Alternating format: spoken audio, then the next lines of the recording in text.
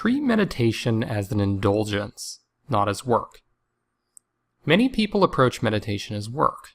They see it as a chore. But it's really supposed to be more like a dessert. It's supposed to be a deeply pleasurable, rapturous experience. It's something you can indulge in and not feel guilty about. It's an indulgence that doesn't come with the consequences that are associated with drugs, sex, and junk food. Enlightenment aside, it is the purest and most blissful indulgence there is.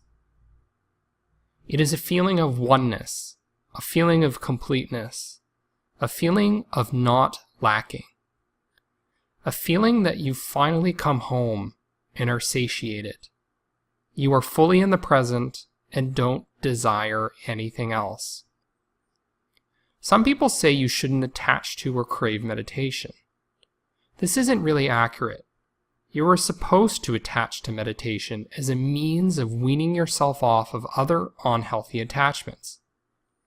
You are supposed to shift pleasure-seeking from sports, TV, sex, food, etc.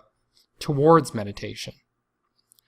You are supplanting many sources of pleasure with the pleasure of meditation. That is because meditation is a unique source of pleasure. It helps you along the Buddhist path in ways that other pleasures don't. And most importantly, it doesn't have the negative consequences that come from so many other pleasures. It doesn't give you hangovers. It doesn't give you guilt. It's like a drug that has no withdrawal symptoms and makes you better and better as a person. Indulge in it, crave it, love it, embrace it. This is a guilt-free experience. If you truly want lasting happiness, then seek the pleasure of meditation.